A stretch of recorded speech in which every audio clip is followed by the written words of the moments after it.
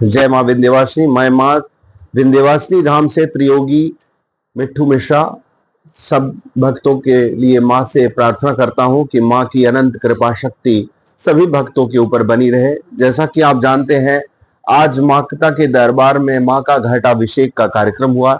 ये घटाभिषेक एक विशेष कार्यक्रम है। ये परंपरा से यहाँ आपको सदियों से चला आ रहा है और ये पारंपरिक पूजन है। ये अस्थानीय लोगों का विशेष पूजन है। आपको बता दें, आज जो ये पूजा मुख्यतः हो रहा है, जिसमें कि माता का पूरा अभिषेक जो है गंगा जल से होता है। घड़े में गंगा जल को लेकर के और माता का अभिषेक होता है। इसकी परंपरा के विषय में आपको बता दूं कि ये स्थानीय पूजा व्यवस्था है और इस स्थानीय परंपरा पूजा के अंतर्गत होता क्या है कि यहाँ पर जो है नवरात्रि संपन्न हो जाती है, चैत्र नवरात्रि संपन्न हो जाती है और पूर्णिमा के ठीक दूसरे दिन प्रतिपदा, वैशाख की प्रतिपदा तिथि को ये आपको घटाभिषेक कार्यक्रम होता है। ऐसी मान्यता है कि वर्ष भर जो भी माता के दरबार में आते हैं भक्त और अपनी समस्त नकारात्मक ऊर्जाओं को जो यहाँ छोड़ करके जाते हैं, उन समस्त नकारात्मक ऊर्जाओं के शमन का ही एक उपाय इसे आप मानिए कि माता के जो है पूरे मंदिर का अभिषेक गंगा जल से होता है और स्थानीय लोग बड़े ही इसे तन मन के साथ जो है एकदम तल्लीन होकर के, भाव में होकर के भगवती की ये विशेष पूजा आराधना में सम्मिलित होते हैं। आज सबके हाथों में एक जो है घड़ा होता है, मिट्टी का घड़ा होता है और कतारबद्ध होकर के विंध्याचल वासी जो है माता गंगा से जल भर भर करके और माता के मंदिर में माँ के प्रमुख विग्रह का अभिषेक करते हैं और सभी मंदिरों के विग्रहों का अभिषेक करते हैं। पूरे मंदिर को गंगा जल से एकदम जो है धुल करके पुनः मंदिर को तैयार कर दिया जाता है कि मंदिर फिर से पुनः तैयार हो जाए वर्ष भर भक्तों के ऊपर अपनी कृपा आशीर्वाद को बरसाने के लिए। ऐसी मान्यता है कि यहाँ त्रिशक्ति विराजती है। ये इच्छा, क्रिया और ज्ञान का त्रिकोण पर बसा हुआ विंध्याचल धाम, जहां सूक्ष्म त्रिकोण माता विंध्यवासिनी प्रधान अधिष्ठात्री बिंदु वासिनी के प्रांगण में ही उसी स्वरूप में विद्यमान है, यहाँ पर है। आप जानते हैं कि यहाँ पर समस्त नकारात्मक ऊर्जाओं का शमन होता है।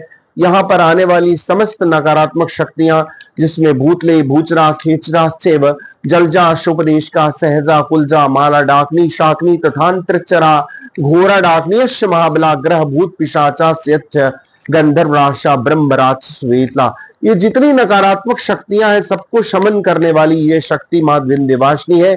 इसलिए माता के धाम में जब आप परिक्रमा करते हैं, क्रम से परिक्रमा करते हैं, तो एक सूक्ष्म त्रिकोण का परिक्रमा करते हैं। उसी परिक्रमा के अंतर्गत यहाँ एक माँ विराजती है जिसे माँ धूमावती भी कहते हैं और आपको उनकी ऐसी मान्यता है जहां पर आकर के समस्त जिनके ऊपर भी कोई ऊपरी बाधा होती है वहां आकर के उनकी समस्त बाधाएं दूर हो जाती है। इसीलिए इन्हें यहाँ पर धाधा माँ कहते हैं।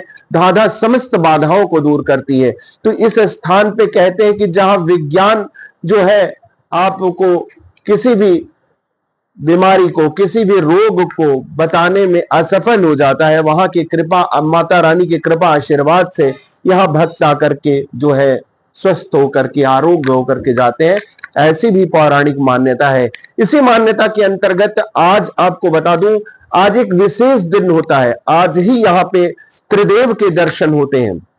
वो त्रिदेव के दर्शन होते हैं ब्रह्मा, विष्णु, महेश के। जिनके दर्शन आज होते हैं वो त्रिदेव वो हैं जो मां के स्नान का जल जहां गिरता है, स्नान के जल जो गिरते हैं, मां के चरण से जो जल गिरता है, वही त्रिदेव का अभिषेक होता है और वही ब्रह्मा, विष्णु, महेश के दर्शन आज के दिन जो है वर्ष में एक बार इस विंध्यवासिनी प्रांगण में होते हैं। जब ये घटाभिषेक कार्यक्रम होता है, उनकी विशेष पूजा होती है और यहाँ पर वो त्रिदेव विराजते हैं। तो आप समझिए कि इतना विशेष है ये विंध्याचल धाम। इसीलिए अगर एक और मान्यता रही है कि आपको बता दें, पौराणिक काल में ऐसी मान्यता है कि माँ जो है कि चरण को स्पर्श करने के लिए समस्त आपको देवताओं का आगमन हुआ, समस्त लोगों का आगमन हुआ, भक्तों का आगमन हुआ। माँ के चरण को स्पर्श करने के लिए जो है ऋषि मुनियों का हुआ। तो ऐसी मान्यता थी कि किसी जमाने में स्वयं भागीरथी गंगा स्वयं आती थी और माँ के चरण रज को प्राप्त करती थी, चरण को धुलती थी और चली जाती थी। लेकिन उसी परंपरा को भगवती भागीरथी गंगा ने हम सब पर कृपा बरसाई। वर्तमान समय काल में ये जो है आपको संभव नहीं है कि भगवती स्वयं जो है चल करके आए और माँ के मंदिर प्रांगण में माँ का चरण प्रक्षालन करे। ये तभी संभव हो पाता है, भगवती की विशेष कृपा है हम लोगों पर, हम लोगों को सुरक्षा प्रदान करते हुए। भगवती हम मानवों की श्रृंखलाबद्ध तरीके से और हमारे घड़े के जल के माध्यम से माँ का आज भी जलाभिषेक जो होता है, ये भी माने तो ये वही योग है कि आज के दिन गंगा और माता का मिलन हो जाता है। गंगा स्वतः हम मानवों के कथा भक्तों के कतारबद्ध होकर के हमारे घड़े के जल के माध्यम से माँ के चरणों का स्पर्श करती हैं। तो आज ये विशेष दिन है। जिस प्रकार देखिए यहाँ से जो भागीरथी गंगा जो है ना, यहाँ की भागीरथी गंगा में विशेष है। कहते हैं गंगाया विंध्य संबंधा दुषण प्रलब्ध थे। यहाँ जो गंगा बह रही है, ये गंगा अपने आप में विशेष है, पुण्यदा है ये माँ गंगा। क्योंकि गंगा पूरी अपनी अथक यात्रा में यही एक ऐसा इकलौता स्थान है जहां पर्वत के ऊपर से बह रही है। कहीं पर्वत के ऊपर से गंगा नहीं बही और यहाँ पर्वत के ऊपर से बह रही है। यहाँ विशेष हो जाती है गंगा माँ के विंध्यवासिनी के चरण कृपा आशीर्वाद को प्राप्त करके। इसलिए कहा जाता है कि विंध्याचल जी के गंगा में स्नान तो छोड़ दीजिए, सिर्फ दर्शन कर लेने मात्र से कई जन्मों के पाप नष्ट हो जाते हैं। और आपको बता दें, मां विंध्यवासिनी की नगरी से जब गंगा मां के चरण रज को लेकर के बाबा विश्वनाथ की नगरी जाती है, तो काशी में जब गंग द्वार से बाबा विश्वनाथ का जलाभिषेक होता है गंगा जल से, तो ये शक्ति और शिव के मिलन का भी दुर्लभ योग होता है।